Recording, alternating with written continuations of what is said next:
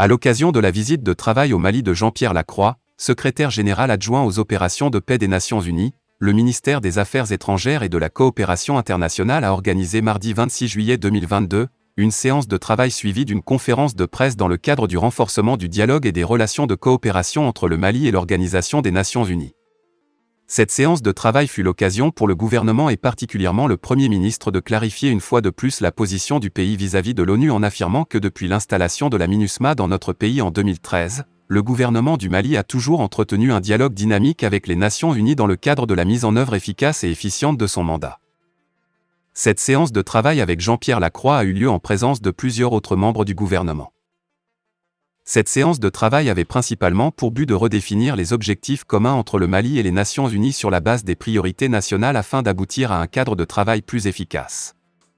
Elle fut une occasion pour les autorités maliennes et plus précisément le chef de l'exécutif de la transition de partager certaines positions du Mali vis-à-vis de l'ONU.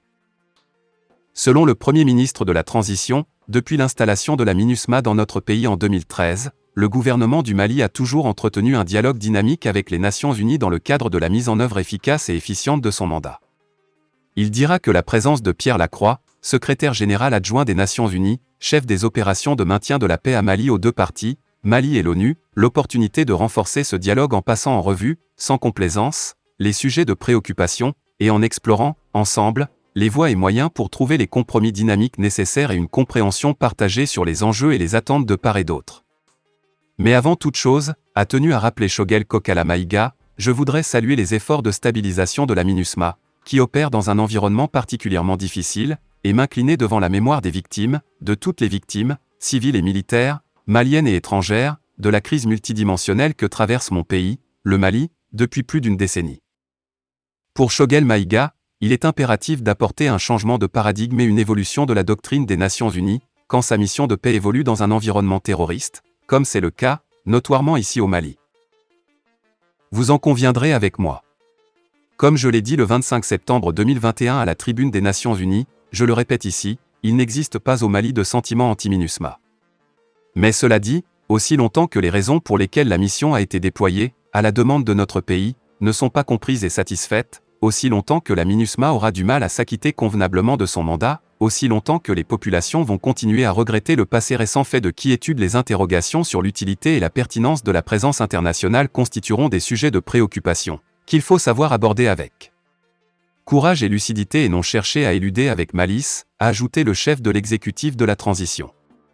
De son point de vue, la crédibilité de toute action de l'ONU sur le sol malien se jugera à l'aune d'une capacité collective du gouvernement du Mali et ONU à assurer la protection des populations civiles, à lutter contre l'insécurité et le terrorisme, à aider au redéploiement de l'État, au rétablissement de sa souveraineté sur l'ensemble du territoire, et cela dans une véritable optique de stabilisation et de paix durable. Comme il fallait s'y attendre, les questions relatives à la mise en œuvre de l'accord pour la paix et la réconciliation issu du processus d'Alger, la mobilité de la MINUSMA sur certaines parties de notre territoire pour questions d'enquête sur les droits de l'homme, la situation des 49 militaires ivoiriens arrêtés au Mali ont été également évoquées par le Premier ministre.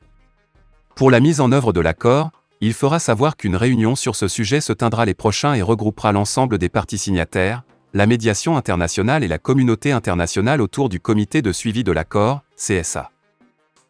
Pour la mobilité de la MINUSMA sur les questions de droits de l'homme, il dira qu'il est impératif de renforcer la coordination et de continuer étroitement à travailler ensemble, la main dans la main, et non pas de travailler les uns à côté des autres, y compris sur les questions de droits de l'homme.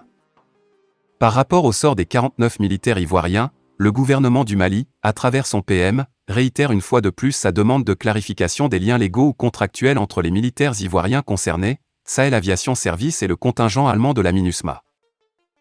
Au-delà des questions particulières, comme celle se rapportant à la situation des éléments nationaux de soutien, NSE, des pays contributeurs de troupes, le gouvernement du Mali souligne la nécessité d'une plus grande transparence de la part de la MINUSMA en ce qui concerne ses effectifs en activité sur le sol malien, ainsi que sur les conditions de déploiement et de rotation de contingents militaires et civils et des NSE, a tenu à préciser Dr Choguel Kokala Maïga.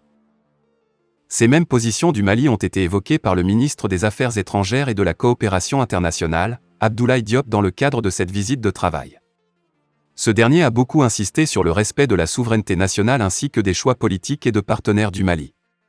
Pour la séance de travail proprement dite, elle a tourné autour du renouvellement du mandat de la MINUSMA, notamment dans sa dimension droits de l'homme, particulièrement l'instrumentalisation selon le chef de la diplomatie malienne, de cette question par des États hostiles au Mali ainsi que la multiplicité des mécanismes internationaux sur le Mali qui distraient l'administration de ses missions fondamentales au bénéfice des populations. La suspension des rotations des contingents de la MINUSMA en attendant la mise en place d'un plan de rotation optimal et concerté avec le Mali et l'incident des 49 éléments militaires ivoiriens entrés illégalement au Mali. Jean-Pierre Lacroix reçu à la primature. Après la séance de travail suivie d'une conférence de presse, l'invité de marque, Jean-Pierre Lacroix, sous-secrétaire général des Nations Unies, chef des opérations de maintien de paix a été reçu par le Premier ministre le jeudi 26 juillet 2022 en présence de plusieurs membres du gouvernement. Le Premier ministre a au cours de cet entretien rappelé les mêmes positions du Mali. En réponse aux différentes préoccupations du Mali, M. Jean-Pierre Lacroix a souligné par rapport à la question de la MINUSMA que l'extension du renouvellement du mandat de la MINUSMA est assortie d'une revue stratégique que sa structure, ONU, est prête à conduire avec le Mali pour évaluer la mission. Il dira que l'ONU et le Mali peuvent travailler ensemble à redéfinir les objectifs de la MINUSMA. Il a reconnu l'utilité de mieux clarifier, selon lui, les procédures afin d'assurer la fluidité et la transparence des rotations. Pour lui, cette question est vitale pour l'efficacité de la MINUSMA. L'étau se resserre autour d'anciens gros pontes de la République avec l'émission de mandats d'arrêt internationaux par les autorités maliennes de la transition. Il s'agit d'ex-ministres Siéman Hubert Koulibaly, Boubou Cissé, Babali Béa. L'information qui n'a aucun cachet officiel est devenue virale dans les chaumières de Bamako, capitale malienne. Ces mandats d'arrêt contre ces anciens dignitaires seraient liés à l'affaire dite des détournements dans l'achat d'équipements miliaires. Confidentiel Afrique ne détient pas de documents officiels pour l'instant signés des mains des autorités du régime actuel. Les mis en cause aussi, n'ont toutefois pas réagi et accordé une importance à ces mandats d'arrêt qui viseraient de hautes personnalités qui ont exercé des responsabilités ministérielles dans un passé récent. Du côté gouvernemental, les autorités sont plus concentrées sur l'affaire des 49 faux soldats ivoiriens qui défraient la chronique. Présentés comme des mercenaires par la junte militaire au pouvoir, ces soldats envoyés par des officines obscures pour déstabiliser le régime d'Assimi Goïta devraient être jugés pour organisation et déstabilisation planifiée à caractère terroriste contre un État souverain. L'ancien Premier ministre, Boubou Cissé avec d'autres personnalités dont le président de l'Assemblée nationale, Moussa Timbiné, les généraux Ibrahima Daïrou Dembélé, Bemba Moussa Keïta, Oumar Dao, Waoun Koné, Boukari Kodio, Abdraman Bébi, Abdoulaye Koulibaly, Mustapha Drabo et le colonel-major Fagimba Kansé avaient été élargis par Assimi Goïta, suite à leur arrestation le jour du putsch du 18 août 2020. Presque un mois après le renouvellement du mandat de la mission multidimensionnelle intégrée des Nations Unies pour la stabilisation au Mali, le torchon brûle entre le Mali et la MINUSMA. Jusqu'où ira ce bras fer ? Depuis le renouvellement du mandat de la MINUSMA d'un an supplémentaire par le Conseil de sécurité fin juin, rien n'allait plus entre le Mali et la mission onusienne pour le maintien de la paix. En dépit de ce renouvellement, les sujets de tension ne cessent de s'accroître entre l'État malien et la mission de maintien de la paix. Le chef de la diplomatie malienne, Abdoulaye Diop, a affirmé que la communauté internationale se sert de la MINUSMA pour déstabiliser le processus de transition. Ainsi, l'affaire des 49 militaires ivoiriens qualifiés par les autorités de « mercenaires » a donné davantage plus de pouvoir au ministre Diop qui a suspendu toutes les rotations de contingents militaires et policiers de la MINUSMA pour des raisons de sécurité nationale. Ce mercredi, dans un communiqué, le gouvernement a donné 72 H au porte-parole de la MINUSMA pour quitter le Mali. Cette mesure fait suite à la série de publications tendancieuses de l'intéressé sur le réseau social Twitter déclarant, sans aucune prévue, que les autorités maliennes auraient préalablement informé de l'arrivée des 49 militaires ivoiriens par vol civil, a indiqué le communiqué. Jusqu'où ira ce bras de fer entre le Mali et la MINUSMA ? Il ne sert à rien de bander ses muscles devant le monde entier. Avec cette situation, les Nations Unies viennent d'avoir un alibi pour renforcer le mandat de la MINUSMA, a déclaré Aboubakry Nassadek, professeur de mathématiques. Pour le docteur Camara Gabriel, enseignant-chercheur à l'Université des sciences juridiques et politiques de Bamako, le Mali veut de plus en plus se débarrasser de la MINUSMA.